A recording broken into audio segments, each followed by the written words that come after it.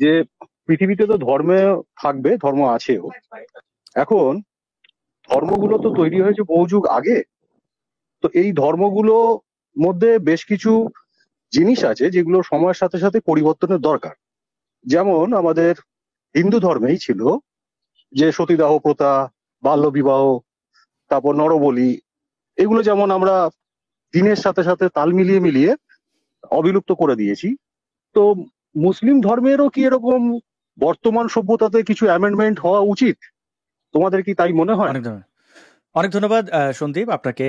আমি মুফতি ইমরান বিন বশির ভাই, আপনার কি মনে হয় ইসলামে রিফরমেশনের কোনো সুযোগ আছে? আমাদের গেস্ট যিনি সন্দীপ দা, উনি বললেন যে হিন্দু ধর্মের অনেক কুপ্রথা ছিল, মানে সতীদাহ তো প্রথা না, সতীদাহ কুপ্রথা, এই কুপ্রথাগুলো বিলুপ্ত হয়েছে। হ্যাঁ, এখন এই ইসলামের যে কার্যক্রমগুলো আছে, জিহাদ টিহাদ, এই ধরনের অমুসলিমদের গ্যাচাং, এইগুলো কি সংস্কার করার কোনো সুযোগ আছে? বর্তমান সভ্যতায় দাঁড়িয়ে মানব সভ্যতাকে সঠিক পথ দেখানোর জন্য তো ধর্মেরও একটা অ্যামেন্ডমেন্ট হওয়া দরকার, প্রত্যেক ধর্মেরই। আমি বুঝতে পেরেছি আপনার প্রশ্নটি, বুঝতে পেরেছি, আমরা যাচ্ছি। জি হ্যাঁ, মুফতি ইমরান বিন বশির ভাই। জি আসাদ ভাই, প্রয়োজন তো অবশ্যই আছে, কিন্তু সুযোগ নেই। সুযোগ নেই কেন? কারণ আপনি মানুষ হয়েছেন, আমি মনে করি আপনি কোনো ধর্মে বিশ্বাসী নন এবং কোনো ধর্মের সঙ্গে আপনি যুক্ত নন। আপনার পরিচয় মানুষ, মানবতার কথা বলেন, আমি নিজেকে এমনটাই মনে করি। এখন আপনি মানুষ হিসেবে হয়তো ধর্মের মধ্যে অমানবিক কিছু পাচ্ছেন বলে সেগুলোকে সংস্কার করবার কথা বলছেন, কিন্তু এটা কি কোনো মুসলিম করবে? করবে না। কারণ ইসলামের যে বিধান আছে, ইসলামের যে বিশ্বাস আছে, সেই বিশ্বাস হচ্ছে এই কোরআন পরিপূর্ণ হয়ে গেছে, আলিয়াউমা আকমালতু লাকুম দীনাকুম ওয়া আতমামতু আলাইকুম নি'মাতি ওয়া রাদিতু লাকুমুল ইসলাম দীনা। ইসলাম সর্বশেষ চূড়ান্ত ধর্মগ্রন্থ এবং ধর্ম, এবং এটা আল্লাহ পরিপূর্ণ করে দিয়েছেন। এখানে রদল বদলের কোনো চান্স নাই, কোনো সুযোগ নাই, এটা করবেও না কেউ। যেমনটা আছে তেমনটাই, ওই মুশরিকদেরকে যেখানে পাও সেখানে হত্যা করো, এই বিধান আছে। আল্লাহ রসুল থাকা অবস্থায় এই বিধান দিয়ে গেছেন, আল্লাহ দিয়ে গেছেন। এই বিধানটা কিয়ামত পর্যন্ত থাকবে। মাঝখানে কোন সভ্য মানুষ যদি ইসলামটাকে চেঞ্জ করতে চায়, সংস্কার করতে চায়, সে হয়তো নিজ থেকে বলতে পারে, কিন্তু মূল ইসলামের যারা ধারক বাহক আলেম ওলামা, তারা সবসময় এটা বিরোধিতা করবেন, কারণ এটা কখনোই তারা হতে দিবেন না। এই জন্য বলছি, প্রয়োজনীয়তা অনুভব করছেন হয়তো আমি, আপনি, অনেকেই, কিন্তু এটা সুযোগ নাই ইসলামে। ইসলামের যে বিশ্বাসের সঙ্গে এটা যায় না, মৌলিক বিশ্বাসের সঙ্গে যায় না। অনেক ধন্যবাদ। আমরা নিশ্চয়ই সন্দীপ তিনি তার উত্তর পেয়েছেন। মুফতি ইমরান বিন বশির ভাই যেহেতু একজন ইসলামিক স্কলার, তিনি হাফিজ মাওলানা মুফতি। তো আমরা পরবর্তী গেস্টের কাছে যাই। সাকিব, আপনি আছেন? সাকিব, আপনার প্রশ্নটি যদি আমাদেরকে রাখেন। হ্যালো, শুনতে পাচ্ছেন? হ্যাঁ হ্যাঁ, শুনতে পাচ্ছি। জি ভাইয়া, আমি একটা প্রশ্ন করতে চাই। এটা হচ্ছে ইসলামের ছবি এবং গান বাজনা এবং ভিডিও, মানে ছবি আঁকা বা ছবি তোলা এবং হচ্ছে গান বাজনা এবং বাদ্যযন্ত্র, এইগুলো কেন হারাম? এটা ইসলামের কি মনে হয়, এটা কেন তারা এটাকে হারাম করেছে? আচ্ছা, জি মুফতি ইমরান বিন বশির ভাই, আপনি। হ্যাঁ, আমি ক্লিয়ারলি শুনতে পাইনি যদিও, তবে বুঝতে পেরেছি ওনার বক্তব্যটা। ছবি, ইসলামের ছবি হারাম করা হয়েছে কেন, সেটাই তো নাকি? হ্যাঁ, এটা 1450 বছর আগে আল্লাহ রসুল যে কারণে হারাম করেছেন সেটা হচ্ছে একটা মানুষের আকৃতি দেওয়া, ছবি আঁকছে, একটা মানুষকে আঁকছে সে, যেটা কোনো মানুষের পক্ষে সম্ভব না। কোনো মানুষ এই ছবিতে প্রাণ দিতে পারবেন না, রূহ দিতে পারবেন না, জীবন দিতে পারবেন না। আর এটা হচ্ছে একমাত্র আল্লাহ তাআলার কাজ। সেই কারণে এই ছবি আঁকা যেহেতু আল্লাহ তাআলার সৃষ্টির সঙ্গে সামঞ্জস্যপূর্ণ, তো এই কাজটা এই জন্য হারাম করা হয়েছে। এটা এক প্রকার শিরকের মতো হয়ে যায়। মানে এটা কি ব্যঙ্গ করার জন্য, যে ওই মূর্তি টুর্তি এগুলোর কোনো বেল নাই, এটা বোঝানোর জন্য যে ওটার মধ্যে প্রাণ নাই, মুসলমানরা ওই মূর্তি টুর্তি বানাইতে পারবে না, আঁকতে পারবে না? হ্যাঁ, এটা এরকমটাই। যদিও একটা সময় মনে করেন আমরাই তো ফতোয়া দিতাম ছবি আঁকা, যেই ঘরে ছবি দেখা যাবে না, টিভি দেখা যাবে না, ছবি থাকলে ওই ঘরে রহমতের ফেরেশতা প্রবেশ করবে না, হাদিস আছে, আলেমরা ওলামা মানে অনেক আলোচনা করতেন এইসব নিয়ে। এখন সেই আলোচনা কিন্তু দেখবেন না, খুব কম দেখবেন। কারণ আমরা আহমদুল্লাহ সাহেবের একটা ওয়াজ, আমরা আহমদুল্লাহ সাহেবের একটা ইয়ে শুনছিলাম। হ্যাঁ, সেই টিভিতে ইউটিউব চলছে, ইউটিউবে আলেমদের বক্তব্য চলছে, মানে ইসলামের এই কথাগুলো আবার ইসলাম কি বলবো, বুঝতেই পারছেন। আহমদুল্লাহ সাহেবের একটা বক্তব্য ছিল যে এমন কি ফেসবুকে প্রোফাইল পিকচারও দেওয়া যাবে না। তিনি প্রোফাইল পিকচার ঝুলিয়ে রেখেছেন তার সেই ট্রান্সপারেন্ট দাড়ি সমেত। এগুলা ইসলাম আসলে সংস্কার হচ্ছে ভাই, ইসলাম সংস্কার হচ্ছে অন্য দিক দিয়ে, যেগুলোতে মনে করুন এই যে আপনি নবীর যুগে যদি যান, আপনি কি ছিল ভাই, সবকিছুই তো চেঞ্জ এখন। এই যে মসজিদে আজান দিচ্ছে, মাইক ইউজ হচ্ছে, এটা আল্লাহ রসুলের যুগে ছিল না। এখন যে মসজিদগুলো যত উন্নত হচ্ছে, আল্লাহ রসুলের মসজিদে নববীতেও একটা খেজুর গাছ ছিল, এবার চিন্তা করেন কোন ধরনের ছিল, এখন কতটা উন্নত হয়েছে। তো কিছুই তো ছিল না। তারাবি পড়া হয় এখন যেভাবে পড়া হয়, মানে এখনকার এই যে হুজুররা যে ওয়াজ মাহফিল করেন, মানে কিচ্ছু ছিল না এগুলো। ইসলামের চিত্রটাই পুরোপুরি ভিন্ন ছিল এখনকার যুগে চাইতে। তো সময়ের বিবর্তনে মানুষ এগুলো সব শুরু করে দিয়েছে না। যে আলেমরা একটা সময় টিভি দেখে হারাম হারাম বলতো, সে আলেমদের ঘরে এখন টিভি, সে আলেমরা সেই টিভিতে আবার ইসলাম প্রচার করছেন, ইসলামকে ব্যবহার করছেন, আবার টাকাও নিচ্ছেন।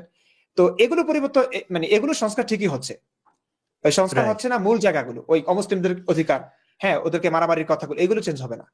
নিজেদের সুবিধার্থে যেগুলো আছে এগুলো সবই সংস্কার হচ্ছে, কলা কৌশলে হয়ে যাচ্ছে, চলে বলে কৌশলে। রাইট।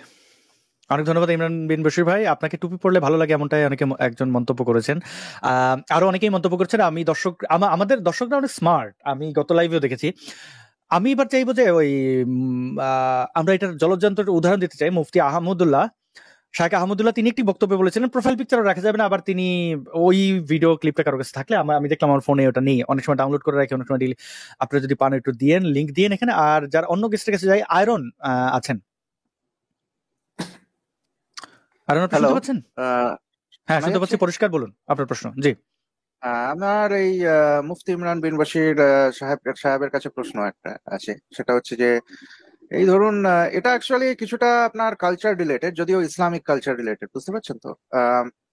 তো আমি যে ভারত থেকে বলছি, আর আমি একটা জিনিস লক্ষ্য করেছি যে ভারতে বলুন বা বাংলাদেশ সম্বন্ধে যতটুকু আপনাদের দৌলতে আর কি শুনতে পাই, তো এখন তো বাঙালি নারীরা এখন তো মূলত তারা আর কি এখানেও দেখছি আর কি হিজাব বোরখা অত্যন্ত বেড়ে যাচ্ছে। তাদের যে লেবাস বাইরে যে পরিধান তারা পরছেন সেটা অত্যন্ত বেশি বেড়ে যাচ্ছে, হিজাব বোরখার চল। তো ধরুন আমি যদি আজকে রেজবানা চৌধুরী বন্যার কথা ধরি, তিনি একজন নিখাদ একজন বাঙালি মহিলা, হ্যাঁ। তো সেই বাঙালিত্ব কি আমাদের মধ্যে থেকে আর কি আস্তে আস্তে, মানে আমরা কি নেটিভ কালচার বলতে যা বোঝায়, এই যে বাংলাদেশ বলুন পশ্চিমবঙ্গ বলুন, এই নেটিভ কালচার কি আস্তে আস্তে আর কি অবলুপ্তির পথে চলে যাচ্ছে? আমরা কি একটা মধ্যযুগীয় আরব সভ্যতার দিকে আর কি পুরোপুরি চলে যাচ্ছি? মানে আমরা যেরকম আমি যদি আমার বয়স এখন 40-এর উপর, তো আমি তো মানে 90-এর দশক থেকে দেখে আসছি, একটা পরিবর্তন আমার চোখে পড়ছে, সেটা আপনাদের সাথে শেয়ার করলাম। তো অনেক ধন্যবাদ। আমরা আপনার প্রশ্ন বুঝতে পেরেছি, যে আপনার প্রশ্ন বুঝতে পেরেছি আমরা ঠিক কোন দিকে যাচ্ছি। মুফতি ইমরান বিন বশির ভাই এই পোশাক নিয়ে তিনি যে শঙ্কার কথা বললেন, যে নিজস্ব কাপড় রেখে এই ভিনদেশি বা ভিন্ন সংস্কৃতিকে ধারণ করে সেটাকে শ্রেষ্ঠ মনে করাটা, এটা কি বিপর্যয়, কি মনে করেন আপনি? এই চেষ্টা তো ভাই চলবেই। আলেম ওলামারা যেহেতু এখন নিজেদের মানে দেশটাকে পুরো পৃথিবীটাকে তো তাদের নিজের মনে করছে, হয়তো সুযোগ পাচ্ছে না বলে। এখন বাংলাদেশে একটা সুযোগ হয়েছে আওয়ামী লীগ ক্ষমতা থেকে চলে যাবার পর, ক্ষমতাচ্যুত হবার পর থেকে আলেমরা কিন্তু অনেক সুযোগ পেয়েছে। তার কিছু দৃষ্টান্ত তো দেখতেই পাচ্ছেন। তো এটা চলে যাচ্ছে না, চাপিয়ে দেওয়া হচ্ছে।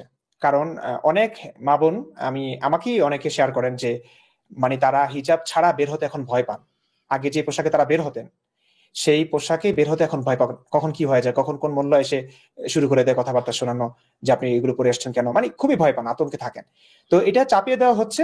এবং যদি ইসলামের কথা বলি, ইসলাম তো ভাই এটা করবেই। ইসলাম তো বাঙালি কালচার বোঝে না, রাষ্ট্রীয় কালচার বোঝে না। ইসলাম বোঝে শুধুমাত্র আরবের কালচার, নবী মোহাম্মদের যে সভ্যতা, যে আদর্শ, সেটাকেই সারা বিশ্বময় ছড়িয়ে দিতে চান। এই চেষ্টা প্রত্যেকটা মুসলিম করবে যারা ইসলাম বোঝেন। তো এই চেষ্টা তারা তো করছেই, তারা তো করবেই। এবং সেই চেষ্টা বাংলাদেশে একটা সুযোগ পেয়েছে, করছে। সুযোগ পেলে মানে সকল মানুষকে মেরে, হিন্দু টিন্দু যত ধর্মের লোক আছে ওদের সঙ্গে যুদ্ধ করে হলেও, ক্ষমতায় যারা এখন আছেন কিংবা সামনে যারা আসবেন তারা যদি ইসলামপন্থী না হন, তাদের সঙ্গে যুদ্ধ করে হলেও তারা ক্ষমতায় বসবেন। কারণ এটা হচ্ছে ইসলামের শাশ্বত বিধান, এটা হচ্ছে আল্লাহ এটাই চান, নবী মোহাম্মদ এটাই করতে বলে গেছেন, যে ক্ষমতায় আগে বসো। ক্ষমতায় বসলে তখন তুমি প্রত্যেকটা নারীকে পার্লামেন্ট থেকে বলবে যে হ্যাঁ প্রত্যেকটা নারী এখন থেকে পর্দা করো, পর্দা করতে বাধ্য। প্রত্যেকটা মানুষ আজকে নামাজ না পড়লেই। জি, তো আমরা কি তাহলে সেই মানে আফগানিস্তানের দিকেই আর কি যাচ্ছি? আমাদের মানে আমি পশ্চিমবঙ্গে আর কি গত 12-13 বছরের আর কি যে আর কি চেঞ্জটা আসছে, এবং সেই দিক থেকে আমি বলছি তাহলে আমাদের বাঙালিত্ব কোথায় যাচ্ছে? আমি বলছি তাহলে দিকে যাচ্ছে বলতে আর কি। জি ভাই আরন ভাই, বুঝতে পারছি আফগানিস্তানের দিকে যাচ্ছে না। আফগানিস্তানের দিকে যাওয়ার জন্য প্রত্যেকটা মুসলিম চেষ্টা করছে। বাংলাদেশের সুযোগ পাচ্ছে, তাই অবশ্যই তারা করবে, কারণ মূল ইসলাম আফগানিস্তানের চিত্র দেখলেই বোঝা যায়, ওইটাই হচ্ছে মূল ইসলাম। এটা স্পষ্ট, এটা স্পষ্ট। আফগানিস্তান যে ইসলামটা আছে এটা হচ্ছে মূল ইসলাম। তো মূল ইসলামের দিকে তো আলেম ওলামারা নিতে চাইবেই। এখন যে এই যে আজহারিদের সঙ্গে আমি কেন বসতে চাচ্ছি ভাই, আমার কিছু প্রশ্ন রাখতাম। ওনারা যে কথাগুলো বলেন, যে ইসলামের কথাগুলো বলেন, এই ইসলামটা আসলে 1450 বছর আগের ইসলামের সঙ্গে অনেকটা মিলে না। ওনারা এর চাইতে ভালো, মানে মূল ইসলামটা প্রচার করতে মনে হয় ওনাদের কাছে লজ্জা লাগে কিংবা জনপ্রিয়তা হারাবে, সেই কারণে ওনারা ওই হাদিসগুলো বলেন না, কিংবা একটু ঘুরিয়ে ফিরিয়ে বলেন, কিংবা আকবর মিলিয়ে বলেন না, আকবর একটু মানে কাটছাট করে বলেন। সেই কারণে ওনাদের কথাগুলো শুনলে একজন মানুষ কিংবা অমুসলিম বলতে, ওই দেখেন না কিছু মানুষ আজহারি বয়ান শুনে ভারতের কিছু হিন্দুরা পর্যন্ত প্রশংসা করছে। ওরা কি জানে যে ইসলাম ওদের ব্যাপারে কি বলেছে? জানে না, কারণ আজহারি মুখ থেকে তারা শোনেনি। আর তারা হয়তো ইসলাম নিয়ে তো ঘাটাঘাটি করে না কোরআন হাদিস থেকে। আজহারি মুখ থেকে যে ইসলামটা শুনছে, সেই ইসলামটাকে মনে করছে মূল ইসলাম। মূল ইসলাম এটা না ভাই। মূল ইসলাম হচ্ছে আফগানিস্তানে যেটা দেখতে পাচ্ছি এটা মূল ইসলাম হচ্ছে, যারাই ক্ষমতা থাকুক ইসলামপন্থী না হলে, ইসলামী হুকুমত কায়েম না করলে, তাদেরকে যেভাবেই হোক হটিয়ে মেরে কেটে সাফ করে কোনো একজন মুসলিম শাসককে বসানো, তখন ইসলাম কায়েম হবে, তখন ইসলামের বিজয় হবে, তখন আল্লাহর হুকুমত প্রতিষ্ঠিত হবে, আল্লাহর জমিনে আল্লাহর শাসন প্রতিষ্ঠা হবে। এটা হচ্ছে একদম ইসলামের সর্বোচ্চ বিধান। এটাই স্ট্যান্ডার্ড। জি, অনেক ধন্যবাদ। আমরা পরবর্তী গেস্টের কাছে যাই। তিনি ডিসকানেক্টেড হয়ে গেছেন, প্রশ্নটি যিনি করেছিলেন আয়রন। আমরা দেখতে পাচ্ছি সুরজ, আপনি কি শুনতে পাচ্ছেন আমাদেরকে? হ্যাঁ, আমি শুনতে পাচ্ছি। আপনি আমাকে শুনতে পাচ্ছেন? হ্যাঁ। আসাদ ভাই, আশা করি ভালোই আছেন। ইমরান বশির ভাইয়ের জন্য শুভকামনা। ইমরান বশির ভাই একটা মুক্ত চিন্তার লোক হইতে পেরে আমাদের অনেক কিছু উপহার দিয়েছে, যেটা অনেকদিন যাবৎ অনেক কিছু প্রশ্ন ছিল, সেটা এখন আমি আস্তে আস্তে বুঝতে পারছি।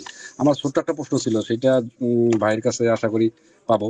সেটা হলো, আমাদের নবী মোহাম্মদ, সে তো প্রথমে খ্রিস্টান ধর্মের ছিল না, হিন্দু ধর্মের ছিল না। সে শুনছি হিন্দু ধর্ম বা হিন্দু ধর্মের মতোই একটা ধর্ম, মূর্তি পূজা করতো, তার বাবা পেগান, সেই ধর্মের ছিল। সে কেন সেই ধর্মটাকে মোটিফাই না কইরা সে কেন আব্রাহামিক ধর্মের দিকে গেল? এর পিছনে কার হাত ছিল এবং এটার পিছনে মোটিভটা কি তার, এটা যদি একটু বুঝে। অনেক ধন্যবাদ। এটা চমৎকার প্রশ্ন বটে, সংক্ষেপে যদি একটু বলা যায় ইমরান বিন বশির ভাই। আমি আসলে বলতে পারবো আমি জানি না, মাসুদ ভাই হলে হয়তো আর অন্যরকম বলতেন। মানে আমার কাছে যেটা মনে হয়, এটা আসলে অনেক ঘাটাঘাটির প্রয়োজন আছে। দেখুন, এটা তো স্পষ্ট যে আল্লাহ রসুলের বাবার নাম কি? আব্দুল্লাহ। হ্যাঁ, মানে আল্লাহর বান্দা, দাস। যখন মোহাম্মদের জন্মই হয় নাই, তখন তার পিতার নাম আব্দুল্লাহ থাকে কেমনে? মানে আল্লাহর বান্দা থাকে কেমনে? তার মানে মক্কার মুশরিকরা পর্যন্ত আল্লাহ বলে কিছু একটা আছে, তারা মানতো এটা। হ্যাঁ, তারা মূর্তি পূজারই ছিল হয়তো। মূর্তি পূজা এখন যারা করছে, আমি যতটুকু জানি, মূর্তিটাকে আসলে সম্মান করছে। এর মাধ্যমে ওই একজন ভগবান কিংবা একজন আল্লাহ, তাকেই কিন্তু সম্মানটা করছে, পূজাটা তাকেই করছে। হয়তো কোনো মাধ্যম নাই, তাকে আমরা দেখতে পাচ্ছি না। তো আমরা যেমন পিতা মাতাকে, মনে করেন আমার পিতা মারা গেল, আমার মা মারা গেলেন, তখন তাদেরকে দেখতে পাচ্ছি না, তাদের একটা স্মৃতি আমার সামনে আছে, একটা ছবি কিংবা একটা মূর্তি বানালাম, তখন আমি সেটার দিকে তাকিয়ে হয়তো চোখের পানি ফেলছি কিংবা মনে মনে কথা বলছি। এটা হচ্ছে আমার একটা আবেগ তৈরি করে। মূর্তি পূজাটা হয়তো এরকম। আল্লাহ রসুলের, মানে ওই যে সিরিয়া গিয়েছিল কয়েকবার, সেখানে গিয়ে ইহুদি খ্রিস্টানদের সঙ্গে কথাবার্তা হয়েছে, তখন তারা যে এক আল্লাহর কথা বলে, সেটা তার কাছে হয়তো ভালো লেগেছে। আর এখানে যেহেতু, যদি মানে আমি কি এভাবে বলা ঠিক হবে কিনা আমি জানি না, অনুভূতিতে আঘাত দিয়ে ফেলতে হয়, আমি কিছু করার নাই। সত্য বললে অনুভূতিতে আঘাত পাবে এরা, তো কত সভ্য থাকা যায়? এটাই সভ্যতা, কারণ সবকিছু স্পষ্টভাবে বলা। আমাদের এই দেশে মনে করুন, মহানবী সাল্লাল্লাহু আলাইহি ওয়াসাল্লাম ওই দেশে, মানে যখন ওই মূর্তি পূজার পৌত্তলিক একটা সমাজে ছিলেন, সেখানে কিন্তু তার চাইতে জ্ঞানী গুণী নেতৃস্থানীয় লোক ছিলেন। সেখানে সেই ধর্মের কথাই যদি তিনি বলতেন, তাহলে কিন্তু সেখানে তিনি খুব একটা মর্যাদা পেতেন না, সমাদর পেতেন না। এই জন্য তিনি ওখানকার চিন্তা ভাবনা চাইতে ভিন্ন চিন্তা ভাবনা, যেটা অন্যরা লালন করে, ইহুদি খ্রিস্টানরা একত্ববাদের কথা বলে, সেটা হয়তো ব্যক্তিগতভাবে তারও পছন্দ হয়তো ছিল। কারণ তার কাছে মনে হয়েছে যে এই যে পূজা করে, একটা মাটির পুতুল, একটা মাটির জিনিস নিজেরাই বানিয়েছে, তো নিজেদের বানানোর জিনিসের সামনে নিজেরা হাত পাচ্ছে, এটা হয়তো তার যুক্তিতে ধরতো না, তার ভালো লাগতো না। তো তিনি ওই যে একেশ্বরবাদী ধর্মগুলো তার কাছে পছন্দ হয়েছে, যে হ্যাঁ, ওই যে আকাশ একটা দেখা যাচ্ছে, যদিও জানি না সাত আসমান না কি, কিছুই জানি না, বিজ্ঞান টিজ্ঞান কিছু, ওখানে একজন হয়তো আছেন। অনেক কিছু ব্যাখ্যা বিশ্লেষণ আমরা জানি না, বিজ্ঞান তো তখনও ধারে কাছেও নাই, ব্যাখ্যা না জানলেই নিশ্চয়ই এটা ওনার কাজ। এখনো এই সভ্য যুগে কিছু মানুষের, সরলমনা মানুষের যে ব্যাপারটা হয়, তো তার কাছে মনে হয়েছে যে হ্যাঁ, কোন একজন আল্লাহ আছেন, ওইটাই ভালো লাগে আমার কাছে। তো এই জন্য ওই ব্যবসাটা শুরু করেছে আর কি। এখানে পত্তলিকদের মাঝে যদি তাহলে কিন্তু উনি বেশি একটা, কারণ আবু জাহেল ওনার নাম ছিল কি আবুল হাকাম, উনি কিন্তু আসলে জ্ঞানী ছিলেন। ওনার কর্মকাণ্ডগুলো যতটুকু আমরা জানি মুসলিমদের লেখা ইতিহাস থেকে অসাধারণ, অনেক সভ্য ছিলেন, অনেক জ্ঞানী ছিলেন। কিন্তু আমাদের নবী ইসলামের ইতিহাস তো উম্মি ছিলেন, নিরক্ষর ছিলেন বলে, যদিও এটার অনেক কথাবার্তা আছে, সেদিকে আমি যাচ্ছি না।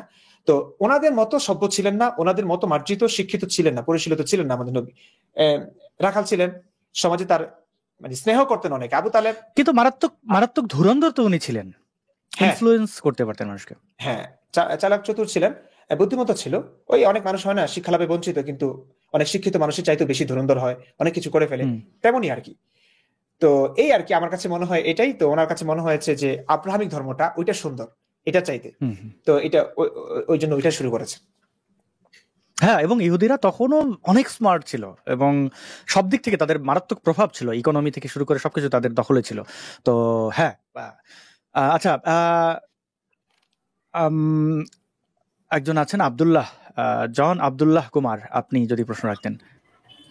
আচ্ছা, আমার প্রশ্ন না, অ্যাকচুয়ালি একটা জিনিস অ্যাড করতে চাচ্ছিলাম ইমরান ভাইয়ের সাথে, সেটা হচ্ছে যে ইসলাম যে চেঞ্জ হচ্ছে, মানুষ চেঞ্জ আসলে অ্যারাবিকটা চেঞ্জ করতে পারতেছে না, বাট দেখেন অনুবাদের ক্ষেত্রেও ইমরান ভাই বুঝবেন যে ওয়ামাকারু ওয়ামাকারাল্লাহু ইন্নাল্লাহা খায়রুল মাকিরিন, আমরা কি বলছি অ্যারাবিকটা, এটা যদি আমরা সঠিক মানে অনুবাদ করি তাহলে কিন্তু ষড়যন্ত্রকারী হয়।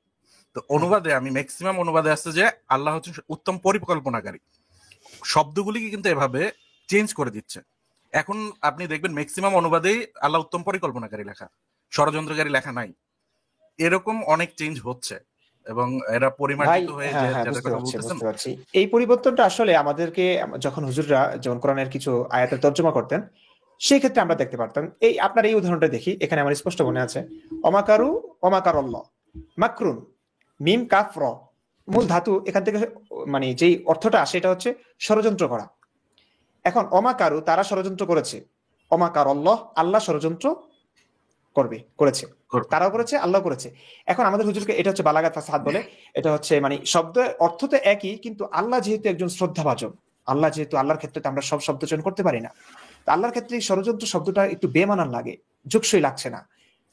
এই কারণে আল্লাহর ক্ষেত্রে বলা হচ্ছে যে কৌশল, পরিকল্পনাকারী। এক্স্যাক্টলি, এরকম অনেক হাদিসের অনেক অনুবাদ, কোরআনের অনেক অনুবাদ এভাবে চেঞ্জ হয়ে যাচ্ছে, মানে বাংলা আমাদের এই উদাহরণ কিন্তু আমাদের এই যুগেও দেখি আমরা, এটা ভাষার একটা ইয়ে হতে পারে। আমাদের মাদ্রাসাগুলোতে বলাৎকার এটা নিত্য নৈমিত্তিক একটা ঘটনা। কয়টা ঘটনা আর আপনারা জানেন, কারণ এগুলো মাদ্রাসায় ঘটলে মাদ্রাসার বদনাম হবে। ও আচ্ছা, তাহলে তো জানেনই ভাই, একটা একটু দেখতে শুনতে সুন্দর একটা ছেলেও বলাৎকারের শিকার হয়নি এমন পাবেন না আপনি। প্রত্যেকটা ছাত্র বলাৎকারের শিকার হয়েছে, একটা মাদ্রাসা পাবেন না। তো মাদ্রাসা এগুলো চেপে যায়। ফরিদাবাদ মাদ্রাসার মতো একটা মাদ্রাসা ভাই, আপনি এখানে যত মানুষ যাবে তারা বলবে যে ফরিদাবাদ মাদ্রাসা আল্লাহ ওলিদের কারখানা, এখানে আসতে জন্য ঘ্রাণ পায় আল্লাহর ওলিদের, এমন একটা বুজুর্গদের মাদ্রাসা। এই মাদ্রাসা সম্পর্কে কিন্তু, সেই মাদ্রাসা হাজার হাজার হাজার হাজার ছাত্ররা যেই মসজিদে নামাজ পড়তো, মসজিদে বেলাল, এটা ফরিদাবাদ মাদ্রাসা যারা পড়েছেন সামনে পড়বেন জানবেন, মসজিদে বেলাল সেটা এখন 10 তলা হবে, বিশাল বড়, বাইতুল মোকাররমের মতো মসজিদ একটা হতে যাচ্ছে। এখন তো 10,000 20,000 মানুষ একসঙ্গে নামাজ পড়তে পারে।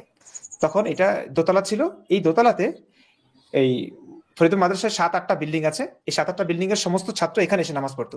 সেই মসজিদের দোতলা ছিল হেফজখানা, হেফজখানার 2 জন শিক্ষক ছিলেন, মসজিদে ইমামতি করতেন। এর মধ্যে একজন, আমি নাম বলছি না, ওনার মাধ্যমে এই মসজিদে যেখানে হাজার হাজার আলেম ওলামা নামাজ পড়ছে, আল্লাহকে সিজদা করছে, পুতু পবিত্র একটা জায়গা, এখানে তিনি বলাৎকার করেছেন।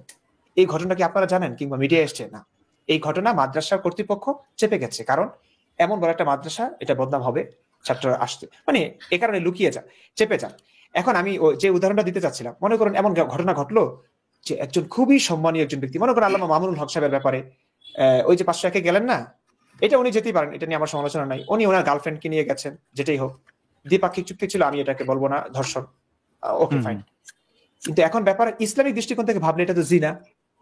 এখন বলা হবে কি, উনি একজন সম্মানীয় ব্যক্তি, বাংলাদেশের প্রায় সকলেই চিনেন, ওনার ক্ষেত্রে জিনা করেছেন এটা বলা যায় না। ওনার সঙ্গে ওই একটু রিফ্রেশমেন্টের জন্য গিয়েছেন, কিংবা এরকম মানে সুন্দর শব্দসূচক কোনো শব্দ ব্যবহার করবেন, কিংবা মাদ্রাসায় বলাৎকার করেছেন কোন একজন সম্মানীয় শিক্ষক, তার ক্ষেত্রে বলা হবে যে না, কোন একটা ছাত্রকে তিনি তার খাস কামরায় রেখেছেন, এভাবে বলা হবে। খেদমতের জন্য, কি খেদমত সেটা বলবে না, মানে একদম বলাৎকার করেছেন এই শব্দটা বলবে না তারা। কিন্তু ঘটনা একই, ওই বলাৎকারী। এটা একটা জ্বলজ্জন্ত উদাহরণ তো আমাদের সামনেই আছে, আমরা যদি পড়ি রহমত নিউজ, এটা কিন্তু ইসলামপন্থীদের, রহমতনিউজ.com। হ্যাঁ, এখানে কি বলা হচ্ছে যে মাওলানা মামুনুল হক নামাজ পড়তে রিসোর্টে গিয়েছিলেন। এটা বলেছে কে? মাওলানা আতাউল্লাহ আমিন। এটা কিন্তু 2023 8 এপ্রিলের সংবাদ। আমরা একটু পড়ি। বাংলাদেশ খেলাফত মজলিসের যুগ্ম মহাসচিব মাওলানা আতাউল্লাহ আমিন, দেখেন, খেলাফত মজলিসের যুগ্ম মহাসচিব মাওলানা আতাউল্লাহ আমিন বলেছেন, আইন শৃঙ্খলা রক্ষার কাজে সহায়তা করে মাওলানা মামুনুল হক মামলার প্রধান আসামি হলেন। মাওলানা মামুনুল হক নামাজ পড়তে রিসোর্টে গিয়েছিলেন, সেখানে পরিকল্পিতভাবে তার উপরে হামলা করা হয়। চিন্তা করেন, আমরা সবাই দেখলাম তিনি তার স্ত্রীকে নিয়ে গেছেন বলে দাবি করলেন, সেই স্ত্রীর নামও একটা বললেন, আমিনা তৈয়বা বললেন। তারপরে দেখা গেল যে তিনি হচ্ছেন ঝর্ণা, জান্নাতারা ঝর্ণা। আবার মামুনুল হক ফোন করে তার বউরে বললেন, তুমি আবার মাঝখান দিয়ে অন্য কিছু মনে করো না, আমি অমুক ভাইয়ের বউরে নিয়ে গেছি, রফিকুল ভাইয়ের বা সবই। আমরা সবই দেখলাম, বাস্তবতা কি? চিন্তা করেন কিন্তু ভাই, এসব ওই সুযোগে যেখানে খেলাফতে মজলিসের এক নেতা বললেন যে নামাজ পড়তে গেছে। চিন্তা করেন কত বড় মিথ্যুকেরা। না, মিথ্যুক না ভাই, মিথ্যুক না। নবীজি উম্মে হানির সঙ্গে রাত্রি যাপন করেছেন, এটা উম্মে হানি বলেছে। দেখুন, উম্মে হানি এত কিছু বোঝে না যে এটা বললে হয়তো বদনাম হয়ে যাবে, 1450 বছর পর কোনো আসাদুর আসিফ মহিউদ্দিন হয়তো এটা নিয়ে ধরবে, এত কিছু ভাবেন নাই। গর্বের সঙ্গে বলেছে, আরে নবীজির মেরাজ আমার রাত্রি থেকে, আমার ঘর থেকে হয়েছে, কারণ ওই রাত্রে নবীজি তো আমার সঙ্গে ছিলেন। এই ঘটনাটা তখন না হয় ক্যামেরা ছিল না, ঠিক আছে, এটা না হয় নবীজি আবু বকরের কাছে লজ্জায় বলেছে। আবু বকর যখন জিজ্ঞেস করেছে কই ছিলেন আপনি, খুঁজলাম পেলাম না, এখন নবীজিকে বলবে যে না আমি রাত্রে উম্মে হানির ঘরে গিয়েছিলাম, রাত্রি যাপন করেছিলাম, এটা তারা বলতে পারছে না। তখনই নবীজি বলল যে হ্যাঁ, আমি এই রাত্রিতে একদম আল্লাহর সঙ্গে 7 আসমানে গিয়ে দেখা করেছি, বাইতুল মুকাদ্দাসে গিয়েছি। তখন বিশ্বাস করে গেছে। তো এই যে এই আলেমরা, এরা তো সেই মুসলিম, তাই না, যে নবীজির উম্মে হানির ঘরে রাত্রি যাপন করা একটা মানুষকে নিয়ে ওই 7 আসমানে গেছেন এক রাত্রিতে, এটা বিশ্বাস করতে পেরেছে। তো এরা তো ওই জান্নাতরা ঝর্ণাকে নিয়ে রিসোর্টে নামাজ পড়তে যাবে, এটা বিশ্বাস করবেই। কিন্তু ভাই, মানে এরা যে কি পরিমাণ, কোন লেভেলের মানুষ এরা, আমার বুঝে আসে না। তো এটা মিথ্যা না ভাই, এদের কাছে এটাই সত্যি। মানে একটা গার্লফ্রেন্ডকে নিয়ে গেছে রিসোর্টে নামাজ পড়ার জায়গা পায় নাই, মসজিদ। আপনি অসাধারণ ইমরান ভাই, দারুণ বলেন, এক্সাম্পল গুলো দারুণ ছিল। আব্দুল্লাহ ভাই, আমরা অন্য গেস্টের কাছে যেতে চাই, আশা করি আপনি উত্তর পেয়েছেন। অনেক ধন্যবাদ, ভালো থাকবেন। আমরা একটা ইমরান বিন বশির ভাই খেয়াল করছেন যে ইসলামপন্থীদের মধ্যে যারা ইসলামকে ডিফেন্ড করতে চান, তারা কিন্তু, আমি কিন্তু এখানে গেস্ট যুক্ত করার ক্ষেত্রে যাচাই বাছাই না, যিনি কিউতে উপরে থাকেন যুক্ত করি, কেউ কিন্তু ওইরকম এসে আমাদের দাঁত ভেঙে দেবেন বা আপনার সংশয়টা একটু দূর করবেন, এইরকম কেউ যুক্ত হন না। এটা একটা দুঃখজনক। আর যারা এই যে ইসলামপন্থীদের মধ্যে, এই যে একটু আগে যিনি যুক্ত হলেন আব্দুল্লাহ ভাই, তিনি মাদ্রাসার একজন ছাত্র ছিলেন। তো এইটা তো একটা ইসলামপন্থীদের পক্ষ থেকে একটা দুঃখজনক বিষয়। আমরা একজনকে যুক্ত করি। শাহ, আপনি যুক্ত আছেন। শাহ, হ্যালো ভাইয়া, আমাকে শুনতে পাচ্ছেন? হ্যাঁ, শুনতে পাচ্ছি। মুফতি মাসুদ ভাই আজকে নেই, কিন্তু আমার ওনার কাছে একটা কোয়েশ্চেন ছিল যদিও, কিন্তু আমি ইমরান ভাইকে কোয়েশ্চেনটা করবো। আচ্ছা, এই যে একটা আছে মোহাম্মদ ইসলামের যে হাদিসটা, শুধু আমাকেই ভালোবাসো, এরকম ধরনের একটা, ঠিক না? শুধু মানে যদি মানে ওনাকে আয়াত আছে, হ্যাঁ। তো আচ্ছা, এটা কি একটা ডিক্টেটরশিপের মতো না, যে শুধু আমাকেই ভালোবাসো, আমার পরিবার বা ইয়াকে না, মানে এরকম ধরনের? এটা কি আপনার কি মনে হয় না যে এটা? অবশ্যই মনে হয় হবে, কারণ আসলে দেখুন, আল্লাহ নামের সত্তাটা যদি উনি থাকতেন, প্রমাণ পেতাম, তাহলে তো ভাই আমরা কেন। আসাদ ভাই, আপনি যদি আমাকে একটা টিপস দেন ভাই, আপনার কাছে আমি অনেক কৃতজ্ঞ থাকবো। 2টা টাকা দেন, একটা ছোট্ট একটা হেল্প করেন, আমি আপনার কাছে অনেক কৃতজ্ঞ থাকবো। কিন্তু আসলে তো আমি, আল্লাহ আমাকে বানিয়েছেন, সৃষ্টি করেছেন, রাজ্জাক, রিজিক দিচ্ছেন, আমি কেন তার প্রতি কৃতজ্ঞ হব না? কিন্তু সমস্যা হচ্ছে, আমরা যারা সংশয়বাদী কিংবা যারা নাস্তিক, তারা আল্লাহর পরিচয়টা তো পায়নি। আল্লাহ শুধুমাত্র মুহাম্মদ থেকে শোনা একটা শব্দ, এবং কোনো প্রমাণও পাইনি, বিপরীত প্রমাণ পেয়েছি ভাই। এখন নবী বলছেন, কুল ইন কুনতুম তুহিব্বুনাল্লাহা ফাত্তাবিউনি ইউহিব্বুকুমুল্লাহু ওয়া ইয়াগফির লাকুম যুনুবাকুম আল্লাহু গফুরুর রহিম। বলো, মানে আল্লাহ তাকে তার মাধ্যমে বলিয়ে দিচ্ছেন জাতিকে, বলো ইন কুনতুম তুহিব্বুনাল্লাহ, যদি তোমরা আল্লাহকে ভালোবাসো, ফাত্তাবিউনি, তাহলে আমাকে অনুসরণ করো। মানে মনে করেন ভাই, আসাদ ভাই, আমি আপনাকে বলছি ভাই, আমার কিছু ফ্যান ফলোয়ার দরকার, আমার কথা যেন সবাই শুনে, আমি এটা চাই। এখন আমি বললাম, এটা বললে তো আপনি শুনবেন না, তাই না? এখন আমি বললাম, তোকে এই বেটা, তোকে যে আল্লাহ খাওয়াচ্ছে পড়াচ্ছে, আসমানের মালিক, সে আল্লাহ বলছে, তাকে যদি ভালোবাসতে চাও তাহলে তুই আমাকে মানবি, আমাকে মানতে হবে। ফাত্তাবিউনি ইউহিব্বুকুমুল্লাহ, তখন আল্লাহ ভালোবাসবে। ইউহিব্বুকুমুল্লাহ, তোমাদেরকে ভালোবাসবেন। ওয়া ইয়াগফির লাকুম যুনুবাকুম, তোমাদের সকলের গুনাহ ক্ষমা করে দিবেন। আরে ভাই, একটা মানুষ চুরি করলো, ধর্ষণ করলো, এই গুনাহ অন্য একটা মানুষের সঙ্গে অন্যায় করলো, আমি নবীকে ভালোবাসলাম, তো আল্লাহ আমাকে ক্ষমা করে দিবেন? মানে কোন ধরনের কথা এগুলো ভাই? ভাইয়া, আমি সবচেয়ে বড় কথা, আমি নিজেও মাদ্রাসার স্টুডেন্ট ছিলাম, এবং আমি হ্যাঁ, আজকে কিন্তু আচ্ছা আচ্ছা। নাস্তিক, আমি নিজেও নাস্তিক, এবং আমি অনেক ঘটনা জানি যেগুলা মাদ্রাসার ভিতরে ঘটে। এবং সবচেয়ে বড় কথা হলো, আমি এমন একটা পরিবারে জন্ম হয়েছি যেটা পুরো রাজনৈতিক পরিবার আর আওয়ামী লীগের সাথে যুক্ত। মানে সেটাই, হ্যাঁ। বাংলাদেশে অনেকে মানে চিনবে এই এরকম যে একটা ভাই, পরিবার। এটার জন্য মাদ্রাসায় পড়া লাগে না, এটার জন্য আসলে অনেক জ্ঞানী হতে হয় না। এই যে আপনার কমন সেন্স আছে, আমি শুধু এটুকু বলবো ভাই, অনেক বড় বিজ্ঞানী হতে হবে না, বিজ্ঞান মনস্ক হতে হবে না, খুব সুশীল হতে হবে না। এই যে একটা জানেন কথা ভাই, বলছেন যে নবী নিজেকে ভালোবাসার কথা বলে গেছেন, এটা কিভাবে সম্ভব ভাই? আমি যদি নবীর প্রমাণ পেতাম যে নবী আসলেই নবী, নবীর বলা লাগতো না, আমি নবীর জন্য জান দিয়ে ফেলতাম। কিন্তু আমি তো প্রমাণ পাইনি। প্রমাণ না পেয়ে উল্টা পেয়েছি, মানুষ মেরেছেন, দাসী সেক্স করেছেন, অমুসলিমদের উপর কি অমানবিক নির্যাতন করেছেন, উৎখাত করেছেন, ওই যে গণহত্যা মাসুদ ভাই করেছেন। বলে না একটা কথা আছে কি, আপনি নিজের সাথে একবার মোহাম্মদকে তুলনা দেন, এটাই তো যথেষ্ট। হ্যাঁ হ্যাঁ, এটাই। এটাই যথেষ্ট। এবং আমি নিজের সাথে নিজে, আমার সবচেয়ে মানে শুরুটা হয়েছিল যে নাস্তিক যখন হচ্ছিল, মানে যাত্রাটাই শুরু হয়েছে আমার যে কি, আমি যখন সংস্কৃতি চর্চা করা শুরু করলাম, যে কি নাচ গান, তারপর হচ্ছে আপনি এই নানা রকম সাহিত্য পড়া শুরু করলাম, ওখান থেকে আমার যাত্রা শুরু নাস্তিক হওয়া। এবং পরবর্তীতে আমি আমাকে আমার হুজুর একবার, আমার সবসময় মানে মাদ্রাসাতে যাইতে হতো না, আমার তেমন একটা, আমার বাবাই ঘরের মধ্যে মানে টিচার টিচার সব দিয়ে রাখতো। তো তখন আমার ঘরের মধ্যে যখন ছবিগুলো দেখতো, যে বিভিন্ন রকমের ছবি, বলতো এই এগুলো কি, এগুলো নামাও এখান থেকে, সব ধ্বংস হয়ে যাবে এখানে। তারপর যে আমি তো, আমার তো মাথা মেজাজ খারাপ হয়ে যেত, কি রে এই বেটা কি বলে। এমনকি সবচেয়ে অদ্ভুত কথা, সেখানে আরো সুফিদের ছবিগুলো থাকতো, মানে সুফি সুফি সাধকদের, তারা তাকে সহ্য করতে পারতো না। তো এখান থেকে যাত্রা শুরু হয়ে উনি আমাকে এনে দিয়েছে প্যারাডক্সিকাল সাচিদ। এবার পরে তো বুঝেনি, কাজ তো হয়েছে। মানে মানে আর কি বলবো। এবং আমি যখন মানে এটা পড়া শুরু করলাম, ওনাকে আমি ওটা প্রশ্ন করি যে আপনার বই তো অমুকটা লেখা, তো আপনি যে বললেন যে আপনি আমাকে বইটা এনে দিলেন, এখানে তো ওটা নাস্তিকদের উম, মানে নাস্তিকরা এখানে বোঝা যাচ্ছে যে কোনো সত্যের পথে আছে, আপনারা বদলে। এটা উনি পড়া করতো, এবার তো আমার বাবাকে বলে যে কি, কথা বলতে হবে, কথা বলতে হবে। তারপর যে এবার শুরু, আমি আসাদ ভাইয়ের মতো একইভাবে মানে আমার ক্লাস 10 পর্যন্ত পড়া আর কি। পরে আমি বাইরের দেশে চলে আসলাম, এই তো এখানে এসে যখন যখন পড়লাম, দেখলাম যে কি মানে এইগুলো আসলে যেগুলো ইসলাম বলতেছে, মানে এটা একটা মানা যায় না। এটা একটা ইভেন, আমার মনে হয় হিটলারের চেয়ে তো মনে হয় খারাপ মানুষ বলা যাবে মোহাম্মদকে, যখন আমি এটা তুলনা দিই তখন। এখন যখন আমি দুজনেই তুলনা দিই, দুজনেই খারাপ, দুজনেই না খারাপ। না দুজনই তো হ্যাঁ। খারাপ, কিন্তু হুম। সেরা কিন্তু যদি দেখেন, মানে হিটলার তো অন্তপক্ষে আপনার মানে ভাই ইয়াদের হিটলার, নারীর হ্যাঁ, সাথে এরকম হিটলার করে নিয়ে। নাই। কিন্তু মোহাম্মদ তো নারীকেও বাদ দেয় নাই, অন্তপক্ষে হ্যাঁ হ্যাঁ, নারীর সাথে এটা করে। মানে আমি ওদিক দিয়ে বললাম, আমি হিটলারকে সবকিছুর দেখতে পারি না। কম্বিনেশন আছে একদম। হ্যাঁ হ্যাঁ, এবং কি হিটলার তো দুনিয়ার। এই জন্যই তো নিজেও তো বললো তার বই বড় একটা ভাষণে, যে আমি মোহাম্মদকে সবচেয়ে বেশি আমার পছন্দের মানুষ মনে করি।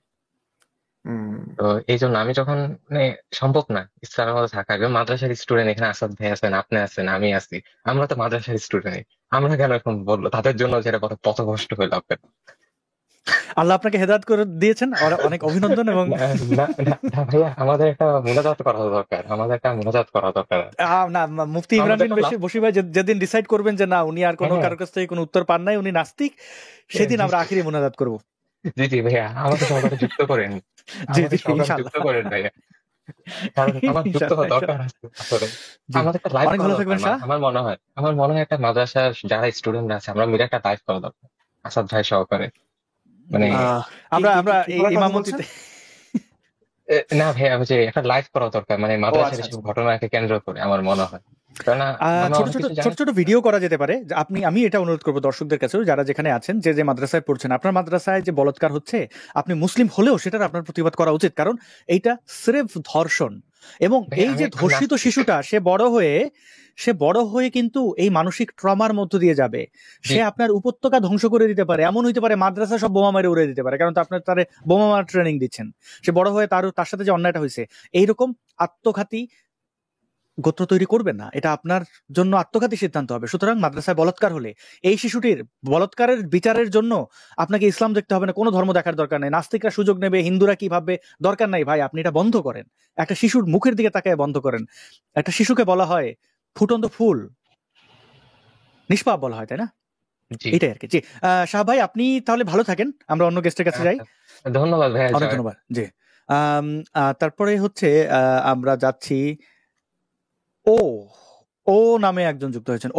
আপনি আছেন স্ক্রিনে, যদি সংক্ষেপে আপনার প্রশ্নটি রাখতেন। ও, আপনাকে শুনতে পাচ্ছি না, আমি দুঃখিত। আপনার মাইক্রোফোনে কোনো ত্রুটি আছে।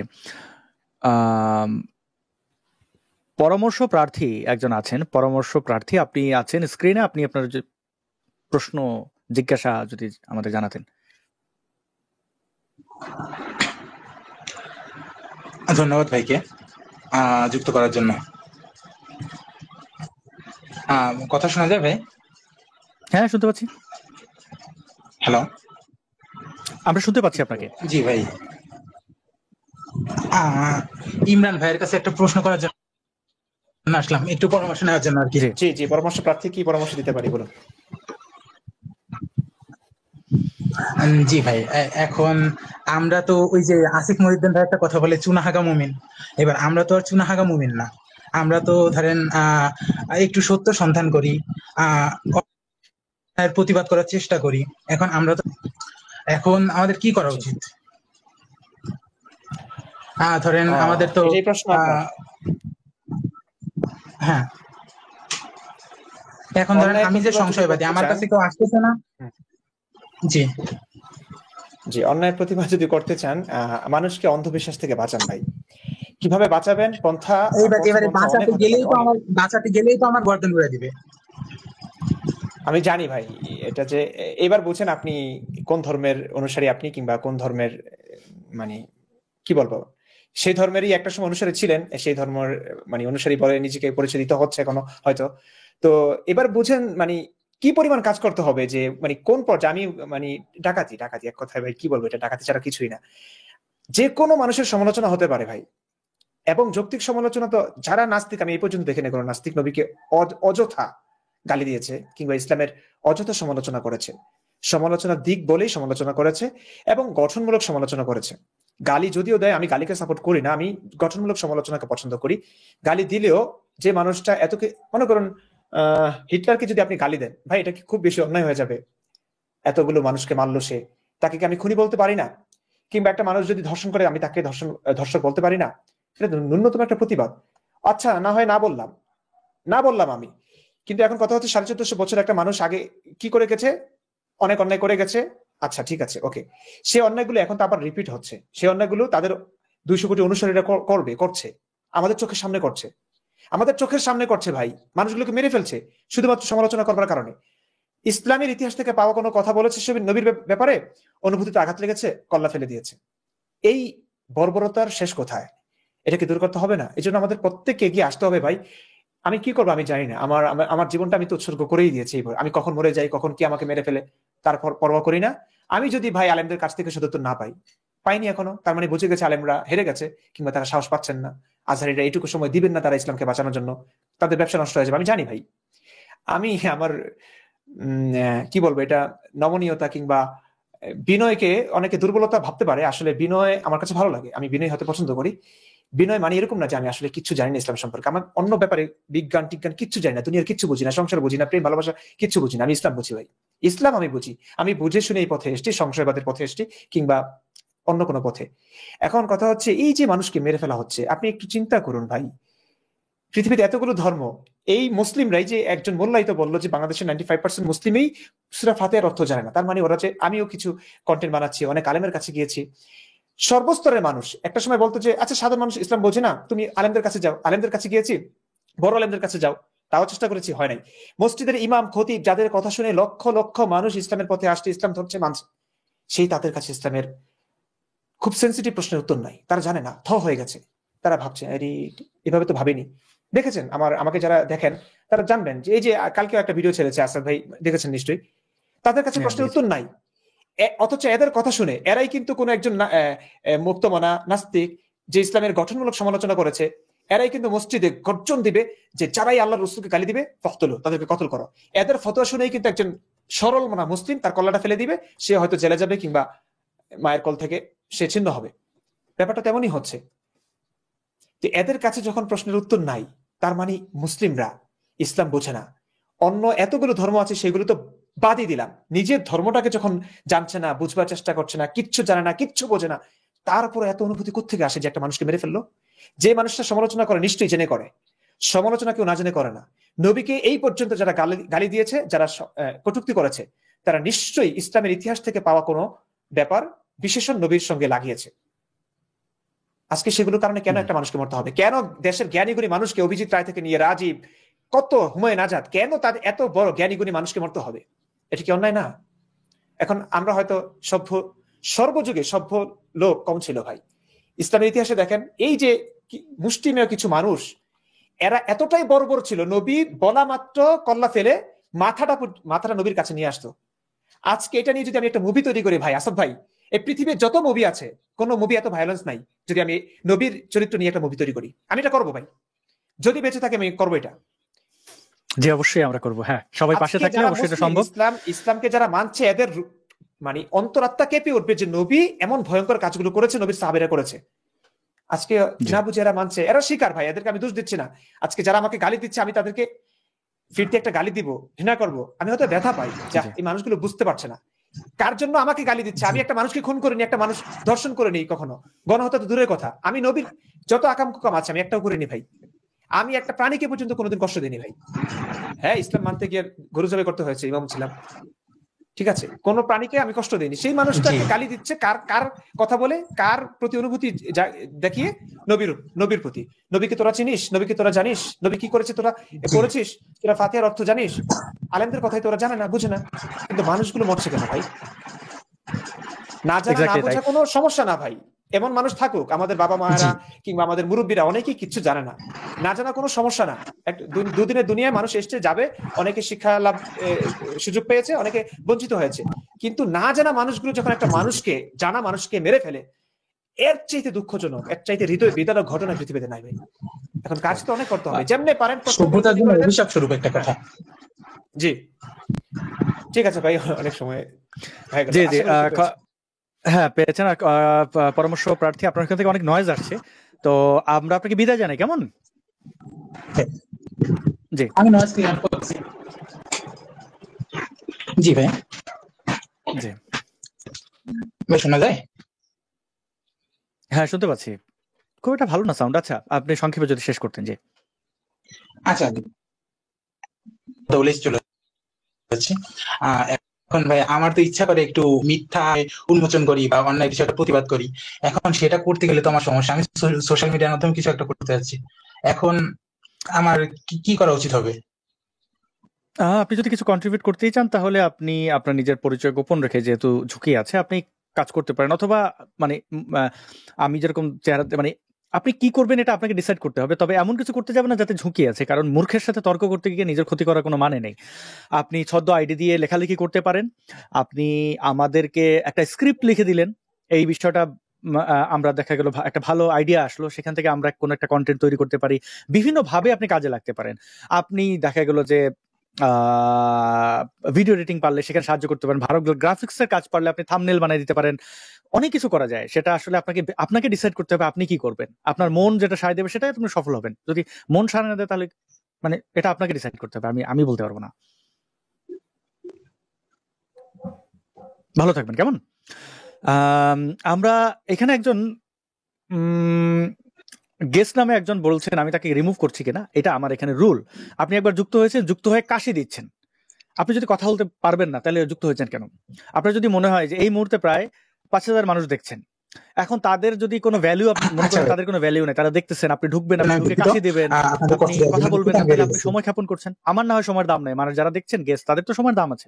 যুক্ত হয়ে যদি কেউ সেই আপনার দায়িত্ব হচ্ছে যে আপনি একটা মাইক্রোফোন সেটা চেক করবেন, আপনি এই আপনার অডিও চেক করে তারপর ঢুকবেন। অনেক সময় চেক করা যায় না, সেটাও মানা যায়। যেমন এই যে মিস্টার শুভ একটু আগে যুক্ত হয়ে বলেছেন আধা ঘন্টা পরে উনি যুক্ত হবে, আমি ওনাকে ঠিকই যুক্ত করবো, কারণ উনি কার্টেসি, এটা হচ্ছে বেসিক ভদ্রতা। আপনি যুক্ত হয়ে কাশি দিলেন, আপনি কথা বললেন না, তো আপনাকে তো আমি স্ক্রিনে রাখবো না, এবং আমি পরবর্তীতে আপনাকে দাম দেবো না, কারণ আপনি বেসিক ভদ্রতা আপনার নাই। তো এইটা আপনার সাথে হবে, আপনাকে আজকে সারাদিনও অ্যাড করা হবে না গেস্ট নামে কেউ। জি মিস্টার শুভ, জি ভালো আছি, আপনি আপনার প্রশ্ন যদি রাখতেন। আসাদ ভাই, ইমরান ভাই ভালো আছেন? জি আমরা ভালো আছি, আমি বের হয়ে যাচ্ছি, ভালো থাকবেন। আমার প্রশ্নটা হলো, আমি যতটুকু জানি ইসলাম ধর্মে বলা হয়েছে জন্ম একবার হয়। যদি জন্ম একবারই হয় তাহলে আমি ধরেন একটা মধ্যবিত্ত ফ্যামিলিতে জন্মগ্রহণ করছি, আবার অনেকে আছে 3 বেলা খেতে পারে না, তাহলে এইখানে কেন মানে দুজনকে 2 চোখে দেখা হয়েছে, কেন সমান চোখে দেখা হয় নাই? এই বিষয়ে আপনার বক্তব্যটা কি ইমরান ভাই? আর হচ্ছে এই বিষয়ে মোহাম্মদকে কি কেউ প্রশ্ন করেছিল? সেটাই আমার প্রশ্ন। আচ্ছা আচ্ছা আচ্ছা, খুব সুন্দর প্রশ্ন। এটা অনেক সাইকোলজি বোঝার ক্ষেত্রে খুব সহায়ক হবে। দেখুন ভাই, মনে করুন আমি যদি মোহাম্মদ হতাম, কিংবা আমি যদি একটা ধর্ম আবিষ্কার করতাম, হ্যাঁ, নিজেকে নবী দাবি করতাম, এই প্রশ্নগুলো আমাকে মানুষ করতো, তখন আমি কি করতাম জানেন? নবীজি যে কাজটা করেছে আমি তাই করতাম। কারণ এই প্রশ্নের উত্তর আসলে নাই। কারণ জন্মগতভাবে সৃষ্টিকর্তা মানুষকে ঠকিয়েছে। আমাকে একদম নিম্নবিত্ত পরিবারে জন্ম দিয়েছে, আমি খেতেও পারছি না, আর একটা মানুষকে একদম বাচ্চার ঘরে জন্ম দিচ্ছে, সে পৃথিবীতে খুব শান্তিতে, খুব বিলাসিতে আছে। এই যে একটা অসমতা, এটা নিয়ে মানুষের কষ্ট হবে, মানুষের অভিযোগ উত্থাপিত হবে, স্বাভাবিক। আপনি যেমনটা করেছেন, নবীজির কাছে এমনটা যে করেনি তা না। তো এইটা আমরা কিভাবে বুঝি? এই সব কিছু সমস্ত আরো অনেক প্রশ্ন ভাই, আমি হয়তো আলোচনা দীর্ঘ হবে বলে আমি স্কিপ করছি। আর অনেক প্রশ্নের উত্তর এভাবেই নবীজি দিয়েছেন একটা ব্যাপার দিয়ে, ওই যে এই দুনিয়া না, এটাই শেষ না, আরো দুনিয়া আছে, ওখানে তুমি তুমি এই যে শেষ, বুঝতে পারছেন তো? মানে আখেরাতে তুমি, এই গরিবরা যে ধনীদের 500 বছর আগে জান্নাতে যাবে, 40 বছর আগে জান্নাতে, অনেক কথা আছে। এই কথাগুলো এই জন্যই বলা হয়েছে, গরিবদেরকে সান্ত্বনা দিয়েছে, কারণ নবীজির সাম্রাজ্য কায়েম করেছে কিন্তু গরিবরাই, অসহায় দুঃখী মানুষরাই। তো এদেরকে তো সান্ত্বনা দিতে হবে। এরা এই অভিযোগগুলো করতো, এদের এই প্রশ্ন জাগতো, তো তখন বলতো তোমরা ধনীদের আগে, যারা এই যে বিলাসিতা করছে, এই যে এত সুখী স্বাচ্ছন্দ্যে আছে, এদের চাইতে তোমরা আখেরাতে গিয়ে অনেক আগে জানাতে যাবে। তো এই কথাগুলো বলে ওদেরকে সান্ত্বনা দিত, এবং এই অসমতার যে প্রশ্নগুলো আসে, এই প্রশ্ন থেকে নিজেকে রক্ষা করতে আর কি। জি ভাই, এটার কোনো সঠিক কোনো উত্তর এখনো পাওয়া যায়নি এই প্রশ্নটা। না, পাবেন না, ওই যে আখেরাতে মরার পর পাবেন আপনি। ভাই এরপরে তো আবার কোনো জন্ম নাই, ধরেন হচ্ছে আখিরাতে আমি গেলাম, আমি অনেক পাপ কামাই গেলাম, এরপরে তো আমার আর কোনো জন্ম নাই। আপনি জন্ম দিল, এটাও তো দিবেন আমাকে। আপনি কেন ভাবতেছেন যে আপনি এই যে বুদ্ধিটা ব্যবহার করছেন, বাস্তবতা মানে বেসিক চিন্তা, এটা সবাই যে মস্তিষ্ক ব্যবহার করে, কেন ভাবতেছেন? যারা ব্যাককল তারা তো ওই সান্ত্বনা নিয়েই মরে যায়। আচ্ছা ভাই, আমি সময় নষ্ট করবো না, নেক্সট কোনো দিন আবার একটা গুরুত্বপূর্ণ প্রশ্ন নিয়ে আসবো। ভালো থাকবেন। অনেক ধন্যবাদ মিস্টার শুভ, আপনার এই অ্যাপ্রোচ আমার খুবই ভালো লাগলো। জিহাদ আবার ইনবক্সে লিখেছেন যে তিনি বুঝতে পারেননি। আসলে বোঝাটা আপনার উচিত, আপনি যখন যুক্ত হবেন, অন্য কেউ কিভাবে দেখে এটা দেখবেন। আমি আপনাকে আবার যুক্ত করছি, এই কাজটি করবেন না, যে সিরিয়াস থাকবেন। আমরা দেখেন আমি কতটুকু সিরিয়াস, আমরা কতটুকু সিরিয়াস। এই যে আপনারা লাইভ দেখেন, কখনো এটা পাবেন না যে আপনাদের লাইভ শুরু করেছি কথা বলছি না, বা প্রায়োরিটি দিতে হবে। আচ্ছা জিহাদ, আপনি তো যুক্ত আছেন, বলুন আপনি। আচ্ছা আসাদ ভাই, আমাকে শুনতে পাচ্ছেন? পাচ্ছি। হ্যাঁ, ধন্যবাদ যুক্ত করার জন্য। আসলে আমি ইন্টেনশনালি কিছুই করি নাই, এটা কেমনে জানি হয়ে গেছে, আমি হয়তো ওই যে মিউট করতে ভুলে গেছি আর কি, এটার জন্য আমি সরি। তো একটা প্রশ্ন ছিল, প্রশ্নটা করতে পারি? জি অবশ্যই।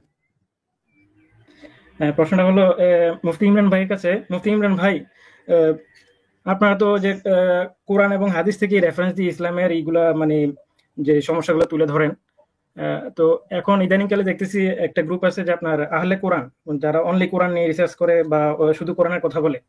তো দেখতেছি তাদের মানে তারা বলে যে আপনারা যেটা বলেন আর কি, ইসলামের যে সমস্যাগুলো যদি শুধু কোরআন থেকে দেখেন তাইলে এই সমস্যাগুলো হবে না। তাইলে এই ব্যাপারে আপনি কি বলবেন? এই ব্যাপারে বলার আগে আমি একটু অগ্রিম বলতে চাই, যদি আমার মাথা গরম হয়ে যায় ক্ষমা দৃষ্টিতে দেখবেন, কারণ এই পর্যন্ত আমার ভাই বিশ্বাস করবেন না, কি বলবো, আমি এটা নিয়ে ভিডিও বানাবো, তারপরে বলছি। এখন আপনার প্রশ্ন, আপনি দেখুন কোরআন, আমি কিছু আয়াত বললে আপনি হয়তো বুঝবেন খুব পরে। কোরআন জিনিসটা কি, কোত্থেকে আসলো? এটা আকাশ থেকে টপকে এসছে, কিংবা সৃষ্টিকর্তা একজন এসে বলেছে যে ইমরান এটা আমার গ্রন্থ, আমি এখানে যা লিখেছি সব আমার কথা, এমনটা? আমি কোরআনকে কিভাবে বিশ্বাস করব? কোরআন যে আল্লাহর গ্রন্থ, কোরআন যে আল্লাহর বাণী, এটা কিভাবে বিশ্বাস করবো? আমি তো দেখেছি কোরআন ওই যে বাংলা বাজারে ছাপে, কিভাবে আসলো? ইতিহাস তো টান দিতেই হবে। হাদিস ছাড়া কোরআন কখনোই বোঝা যাবে না ভাই। যারা এই প্রশ্নটা একদম বেসিক লেভেলের মানুষের নাম, যারা ওই নুরানি বক্তব্যে পড়ে, তারা এই প্রশ্ন শুনে হাসবে। আপনি হাদিস ছাড়া কিভাবে কোরআন ইয়া করবেন? আপনি মানে একটা, আপনি বিবেকবান মানুষ কিভাবে এই প্রশ্ন করুক? আমাকে অনেকবার ইনভাইটেশন দিয়েছিল যে তাদের সঙ্গে আলোচনা করতে। আমি কি বলেছি? আমি বললাম ভাই, আমি তো আলেমদের সঙ্গে বসতে চাই, যারা ইসলামটাকে মনে প্রাণে বিশ্বাস করে। তারা কেন করে? আমি কোনো হদিস পাচ্ছি না এখানে, আমি যৌক্তিকতা খুঁজে পাচ্ছি না, তাদের সঙ্গে বসবো। আর এই আলে কোরআন যারা আছে, এরা তো বাংলাদেশের সকল আলেমদের দৃষ্টিতে এরা কাফের, তো এদের জন্য তো তারাই আছে। মানে নবীর কথাগুলো, নবীর হাদিস থেকে আমরা নবীর অনেক কুকীর্তি সম্পর্কে জানি, সহিহ হাদিস। এখন সহিহ হাদিসও বিশ্বাস করা যাবে না, অনলি কোরআন। তো কোরআনের যে ইয়া আইয়ুহান নাবিয়্যু লিমা তুহাররিমু মা আহাল্লাল্লাহু লাক, এই আয়াতের ব্যাখ্যা আপনি কিভাবে করবেন? আপনি কি আলেম? এখন তো বাংলা বলতে হবে। হে নবী, আল্লাহ যা আপনার জন্য হালাল করেছেন, আপনি নিজের জন্য কেন তা হারাম করছেন স্ত্রীদের ভয়ে? মানে ওই যে এখন প্রেক্ষাপটটা আপনি কিভাবে বুঝবেন? এই আয়াতটা আমরা কিভাবে বুঝবো? এখানে তো স্পষ্ট করে নাই। এটা হাস্যকর ভাই, আমার ভাই তো ব্যাপারটা বেসিক হাস্যকর। আমরা তো এটা শুনি যে নামাজই তো হয় না, 5 ওয়াক্ত নামাজ আপনি কেন পড়েন? মানে একদম যেগুলো একদম কোর বিষয়, ইস্ত্রি ভাই 5 টিস্ত্রি বাদ ওয়াক্ত দেন না নামাজের ভাই। কথা তো কোরআনে নাই। নাই তো, এটা তো কোরআনে তারা 5 ওয়াক্ত নামাজ, মানে সে এই তো যে মুসলমানই নামাজ না। নিয়ে এত লাফালাফি, এত কাদার ছোড়াছড়ি, 5 ওয়াক্ত নামাজের পদ্ধতি কোরআনে নাই, একটা নামাজের পদ্ধতি নাই।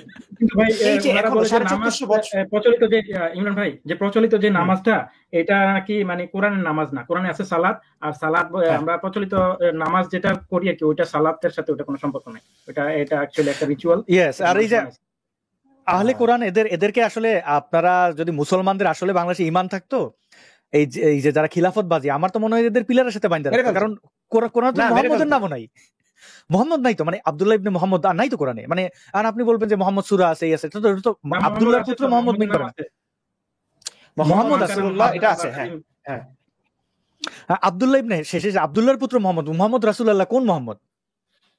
আরবে তো আর ওই মুহাম্মদ নাম দিয়ে শুধু হয় না, তাই না? কারণ কোন মানে আবু বকর নবীজি সালাত আদায় করেছে কিনা ভাই, মানে কি বলবো, এটা নিয়ে সময় ক্ষেপণ ছাড়া আমি কিছু মনে করছি না ভাই। এরা তো সকলের দৃষ্টিতে কাফের, এদের সঙ্গে কথা বলা দরকার না। এরা নাস্তিক হতে পারছে না কোনো কারণে, হয়তো ভয়ে, কল্লা যাওয়ার ভয় আছে, এটা বলতেই তো পারেন আপনারা। অন্তত চুপি চাপি অ্যাক্টিভিজম শুরু করেন। তো আপনারা বলছেন যে সব বাদ দিয়ে কোরআনটা ওনাদের বিশ্বাস সাথে করুন। আমি কথা বলছি, তো ওনাদের অনেকগুলো ভিডিও আমি দেখছি, আপনারা হয়তো দেখেন নাই বা ওনাদের সাথে ওইভাবে ডিটেলসে কথা বলেন নাই, যার কারণে আমাকে একটা গ্যাপ রয়ে গেছে। তো ওনাদের প্রসেসটা হচ্ছে, ওনারা প্রথমে সংশয়বাদী ছিল, হ্যাঁ, তারপরে হচ্ছে আপনার নাস্তিকতার পথে চলে গেছিল, পরে ওনারা ওইটাই ভালো ছিল ভাই, সংশয়বাদী নাস্তিকতা এটাই ভালো ছিল আহলে কোরআন হওয়ার চাইতে। এটা পাগলামি ছাড়া কিছুই না। এটা তারা বলতেছে একটা সীমা ছাড়ানো, তারা হচ্ছে কোরআনে হচ্ছে এটার মানে ইয়েটা পাইছে, কোরআন শুধু কোরআন নিয়ে যখন ই করছে, চিন্তা ভাবনা করছে, তখন তারা এটা সমাধানটা পাইছে। আপনি এখন সংশয়ে আছেন, বাট ওনাদের সাথে কথা বললে হয়তো বা আপনি একটা মানে সুন্দর অ্যান্সার পাবেন, যেটা আপনি খুঁজতেছেন। সুন্দর অ্যান্সার পাবো না ভাই, আমার মাথাটা গরম হবে, দুঃখিত। আগে যাতে ভালো থাকবেন। হ্যাঁ, একদম বেকুবের সাথে তো আর বসা যায় না, মোটামুটি তার গ্রহণযোগ্য থাকতে পারেন। এখানে অনেকে দুনিয়া এত সময়। জি।